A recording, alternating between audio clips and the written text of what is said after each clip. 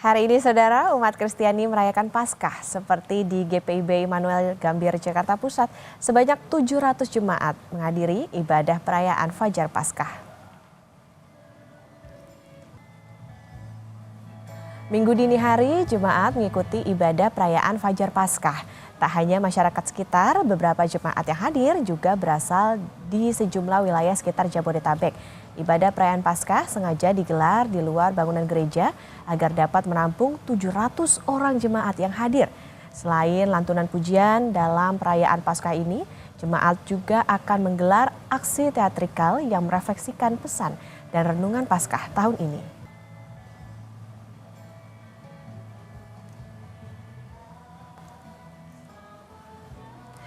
Sementara di Gereja Katolik Santo Yosef Pekerja Gotong Royong, Kota Makassar, Sulawesi Selatan akan ada 3 sesi misa perayaan Paskah, yaitu mulai pukul 8, 16.30 dan 19.00 WITA. Diperkirakan akan ada 4.000 anggota umat yang akan datang mengikuti misa Hari Raya Paskah per sesinya. Untuk mengantisipasi umat yang membludak, gereja memanfaatkan aula dan basement untuk menampung umat yang ingin beribadah.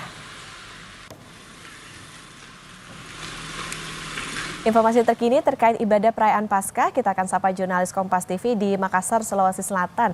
Ada jurnalis Kompas TV Linda Wirawan dan juru kamera Nila Rustam, dan jurnalis Kompas TV Abel Insani dengan juru kamera Gandia Febrian di GPIB Immanuel Jakarta. Kita ke Linda terlebih dahulu. Linda, selamat pagi. Jadi bagaimana pelaksanaan Hari Paskah di sana? Apa tema yang diangkat?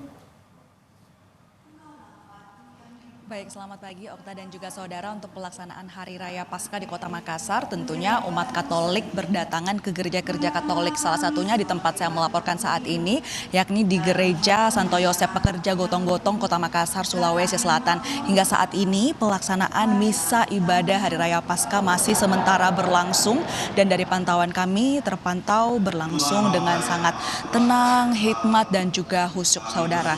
Dan untuk tema yang diangkat di Paroki Santo Yosef Pekerja Gotong-Gotong Kota Makassar, Sulawesi Selatan disamakan juga dengan tema yang diangkat selama aksi puasa nasional yang berlangsung di seluruh Indonesia, yakni perziarahan harapan dan pertobatan ekologis. Tema ini memiliki makna agar manusia dalam kehidupannya ini masih bukan hanya tentang manusia, tetapi juga memperhatikan ekologis ataupun lingkungan tempat tinggal umat manusia. Dan untuk sesi sisi misa di Gotong-Gotong hari ini saudara dibagi menjadi 3. Yang pertama yaitu ada pukul 8 yang saat ini sementara berlangsung. Diperkirakan ada sebanyak 2.000 orang yang sedang melaksanakan ibadah misa Hari Raya Paskah hari ini. Yang kedua nanti akan ada pada pukul 16.30 waktu Indonesia Tengah dan diperkirakan akan dihadiri sebanyak 1.000 orang. Dan yang terakhir ada di pukul 19.00 waktu Indonesia Tengah, diperkirakan akan ada sebanyak 2.000 umat yang hadir di sesi ketiga nanti. Sedangkan untuk sesi pertama ini saudara, walaupun dimulai pada pukul 8 pagi, namun umat sudah mulai berdatangan sejak pukul 6:30 pagi waktu Indonesia Tengah. Ini kemudian menggambarkan betapa antusiasmenya para umat Katolik ini datang untuk merayakan Hari Raya Kebangkitan Yesus Kristus di Hari Paskah ini. Sedangkan saudara, untuk misa pertama ini dipimpin langsung oleh Pastor Paroki Santo Yosef Pekerja Gotong-Gotong Kota Makassar, yaitu Pastor Kosmas Kopong Boro. Sedangkan untuk pengamanan selama misa di Kota Makassar, Sulawesi Selatan akan ada sebanyak 519 personil gabungan dari kepolisian yang siap mengamankan dan tersebar di 151 gereja yang ada di Kota Makassar, Sulawesi Selatan. Ini kemudian dilakukan guna mewujudkan situasi yang aman dan juga tertib pada perayaan ibadah bagi masyarakat yang merayakan. Kembali ke Anda, Okta. Di sana dan diperkirakan akan ada ribuan umat yang mengikuti misa hari ini di Makassar. Dari Makassar kita ke Jakarta, di GPIB Immanuel Jakarta ada jurnalis Kompas TV Abel Insani dan juru kamera Gandia Febrian. Abel, selamat pagi. Bagaimana pelaksanaan ibadah Paskah di sana? Apa tema Paskah yang diusung tahun ini di GPIB Immanuel? Ya, untuk pelaksanaan ibadah tadi untuk sesi 1 sudah selesai, Okta dan juga saudara. Untuk sesi 2 nanti akan dimulai pada pukul 9 pagi. Lalu di sesi ketiga akan ada di jam 4 sore dan di sesi terakhir ini ada di jam 6 sore. Memang untuk tema Paskah pada tahun ini adalah kebangkitannya meneguhkan dan mengutuhkan karya layan gerejanya bagi dunia. Dan kalau kita melihat, saya melihat Okta dan juga saudara untuk perayaan Paskah tahun ini di Gereja Emmanuel ini memang cukup meriah. Kalau dibandingkan dengan tahun lalu, tentu tahun ini lebih banyak begitu jamaah yang datang ke Gereja Emmanuel. Dan terlihat tadi sudah terlihat pada pagi hari pada sesi pertama ini sekitar 700 hingga 800 jemaah Kristen yang datang ke Gereja Emmanuel untuk melakukan ibadah dan juga perayaan Paskah di sini. Tadi juga sudah terlihat bagaimana keceriaan dari anak-anak yang mencari telur dan juga melukis telur. Tapi untuk terkait dengan bagaimana antusias dari jamaah, lalu juga bagaimana pelaksanaan Paskah di Gereja Emmanuel, saya akan langsung bertanya dengan Pendeta Abraham yang sudah ada di samping saya. Selamat pagi, Pak Pendeta. Selamat pagi. Selamat hari Minggu, selamat Paskah, Pak. Ini terkait dengan pelaksanaan Paskah di tahun ini. Bagaimana tadi mulai dari jam berapa dan bagaimana antusias dari jemaah itu sendiri? Ya, Paskah memang puncaknya itu di Minggu subuh dan kita laksanakan tadi pukul 4 pagi dan memang tadi kita langsung mulai dengan ibadah yang kemudian tadi selesai kurang lebih jam 6, lalu kami lanjut dengan ramah tamah, diantaranya ada sambutan dari pemerintah mewakili Menko Polkam dan juga mewakili Gubernur Jakarta. Antusiasnya sangat tinggi sekali, bersyukur cuaca juga mendukung, jadi banyak jemaat yang hadir dan bisa merayakan sukacita Paskah. Oke, tapi kalau terkait dengan jemaat yang datang tahun ini kan lebih banyak daripada tahun kemarin. Ini apa sih alasannya, Pak Pendeta? Ya, memang 2 tahun terakhir ini kami perhatikan peningkatannya karena memang ya kita bersyukur ya bahwa kita sudah lepas dari COVID begitu, lalu kemudian kita juga punya kesadaran yang sangat baik untuk menjaga kesehatan sehingga ketika ada acara-acara seperti ini khususnya Paskah, jemaat sudah tidak ada keraguan lagi begitu.